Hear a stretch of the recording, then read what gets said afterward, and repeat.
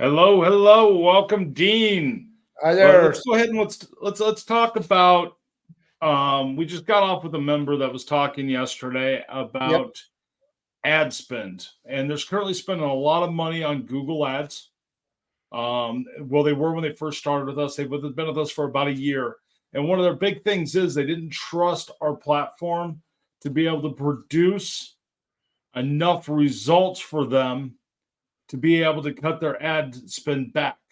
So what he did is he decided just overnight decided to cut it about 30 days ago, cut his ad spend 100%, and wanted to see what our platform was generating for him versus using ad spend at the same time using the platform. So now I want to be clear. I want to never advise anybody just to cut their ad spend and trust 100% in organic local SEO.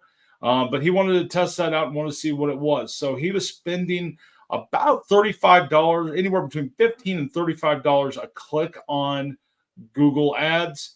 He was getting a lot of ads that would absolutely go nowhere. So he'd get clicks that didn't go anywhere. His average cost for spend was roughly about $42 for every close that he did. Now, based on that, for 42 bucks, is where he was with doing us with ad spend. Now, when he shut ads off and went just with us, he was right around $1.32 per close versus being at that higher rate of that 42 bucks or whatever it was sitting at. And he really kind of trusted that in. I think that's a key thing, as I would never want to advise anybody, hey, just trust us, because ads have a point to be able to be a good spot inside of our platform and inside of your digital marketing. That they have its place.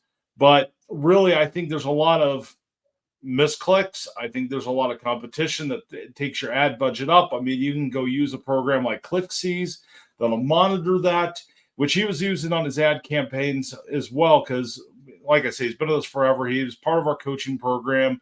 We coached him on the ad side of different things he could put in place to try to keep the spam down.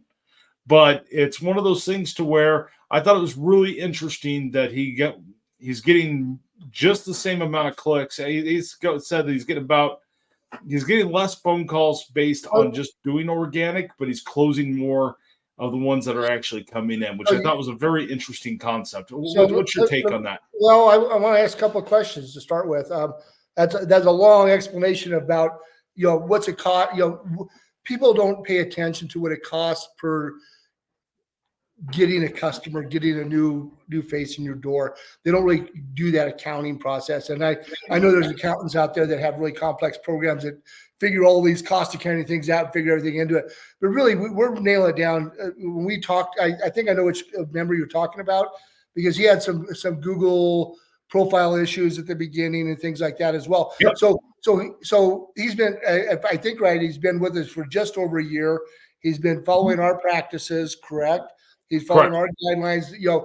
I mean, this is our best guess of what works out there based on our observations. And he just confirmed by saying that. So he's getting as many organic clicks as he was organic clicks with the ads, or did that drop? I mean, not I shouldn't say clicks. Let me rephrase that. People are contacting his business, and organically they're contacting his business through his website or phone calls or whatever, correct?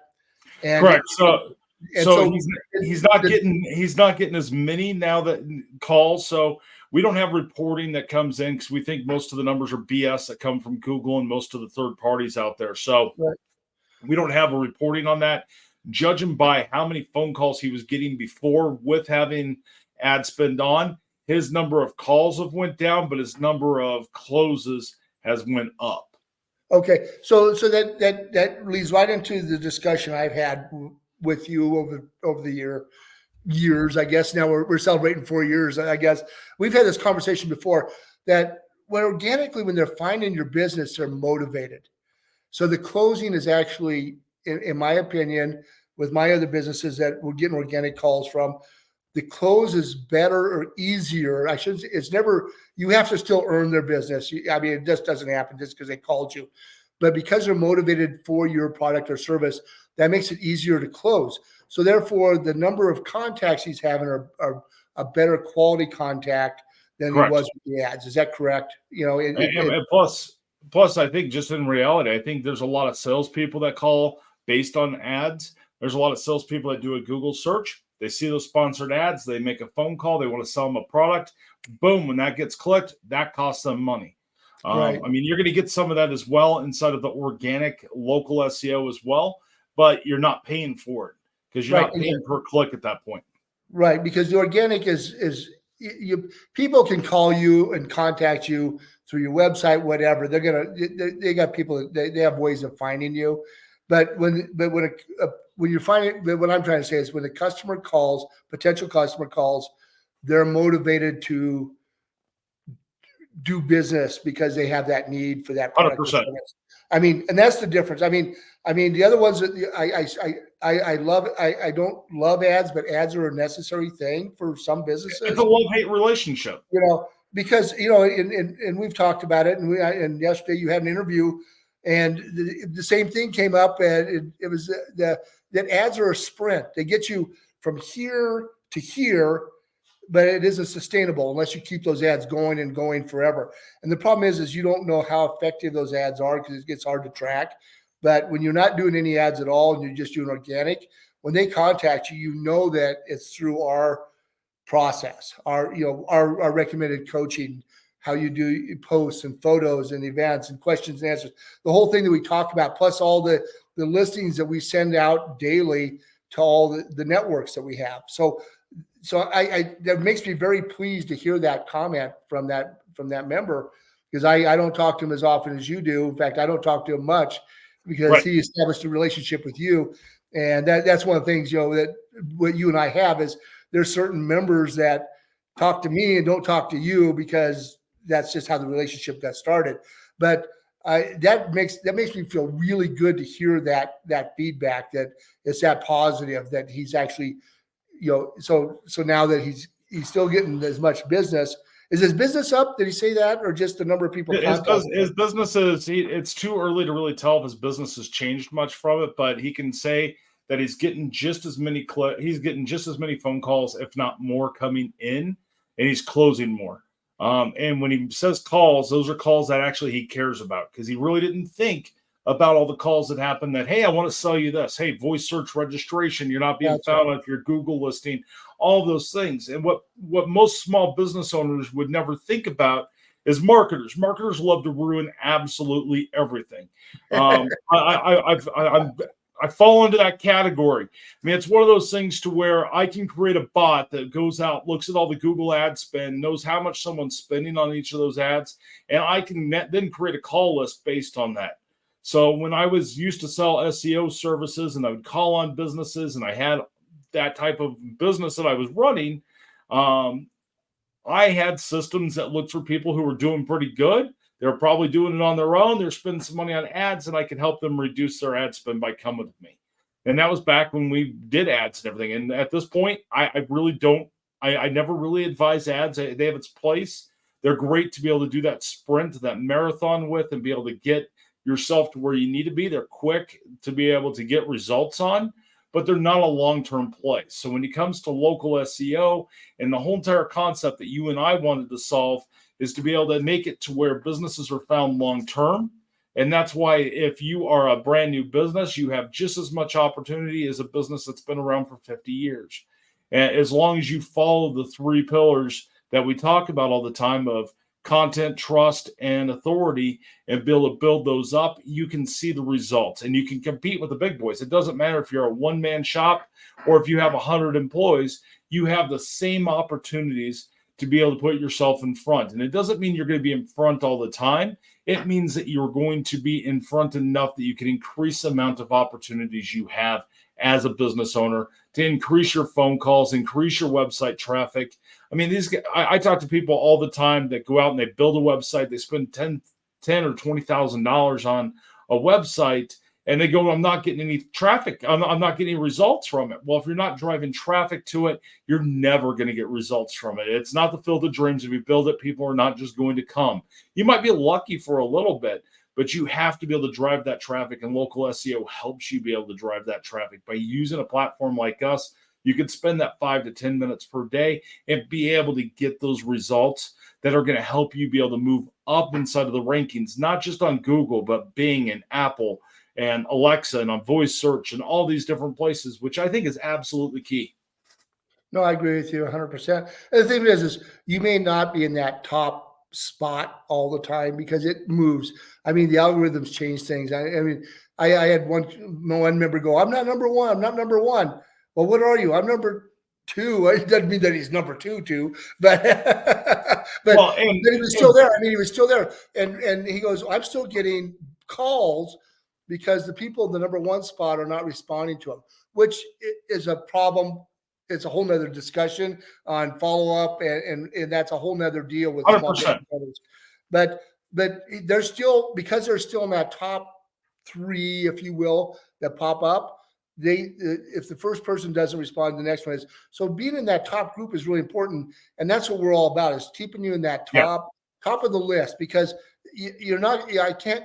You and I have said we can't promise you're going to be number one all the time. No. You're not, because we can't control what your competition is doing. They may do something to sprint and get in front of you, but if you stay in that marathon race and keep doing it daily all the time, you're going to consistently stay in that top group, and you may jockey back and forth some, but that's part of the digital world. I shouldn't say just digital world. That's part of the search volume world. I don't want to use the word digital. That's It very much is. Now, one thing I hear that I want to bring up that's a big topic to talk about is I get business owners all the time that say, "Well, I Googled myself, and I'm not. I was number one time, and I Googled myself again, and I wasn't number one the second time." That's normal. And actually, you could be hurting yourself by Googling your name over and over and over again on some of these platforms, or searching for your name over and over again.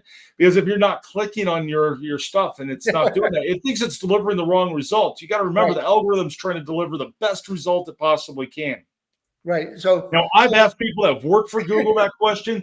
Nobody can say that I'm 100% right on that, but that is my gut based on all of the data that I've looked at. And you know me, I sit inside of data all the time, and I look to see what's clicking, what's not. I track our members' data based on what results they're getting. I look at all that. Yes, we don't have reports inside of our system, but I look at different reports all the time to say, okay, this person's doing this and they're getting this. This person's doing this and not getting that. And it all depends on what that search volume is. It starts at a funnel at the very top and it works its way to the bottom. You have your search volume. This is anybody that's searching for that topic for the business that you're in. And then it kind of works its way down into the funnel. And you want to be able to make sure you get them to where they find you and they give you the opportunity for you to be able to get more business. And I think that is what organic local SEO does, using Simply Be Found, and a platform like us or a marketing tool like us helps a member be able to reduce or eliminate their ad spend. And it really it's an awkward moment. And a lot of businesses, 70% of businesses don't even know that they can do a post inside of Google that I talk to. I would say the number is around 70 to 75%. They've never done a post in which they call it an update, which is just lacking them, not to mention questions and answers and everything else that comes to it. So I think all that has a major play to it. Right. And the other thing that I just experienced this today, talking to a couple potential members, and they're going, "Well, what do you mean by a post?" Google's calling it something different now. They're calling it business updates or something like that. Yeah, they've always called it updates. And it's a post. Yeah, and so just so people understand that those updates are actually what we call posts on our platform, and people don't, and they're not really understanding the terminology sometimes. But it really is the business updates. It's the updates from the business. It's the information you're putting out there saying, "Hey, look what we're doing." They put a picture and they're doing, let's say they're an excavating company. "We did excavation over in this city and we did this, and this is what we did." And that's the update, but it's also a post. It's that information that is talking about your business. And then if you're doing it right with your website, that information translates to both. And that's the key to this whole organic SEO, local SEO. And it's to where you can tie your regular SEO, you can tie your blogs into that and add those into posts. Posts you should treat almost like a mini blog, just because you're allowed 1,500 characters, which I think 1,500 characters gives you about 300 to 600 words, I think. Right. That's half of the recommended blog size for your website, kind of thing, So there's so much. energy there. And then I actually, in that same conversation about the updates in the post today, they said, why listed all the things we did? And I said, don't do lists. The algorithm wants you to talk in a regular voice.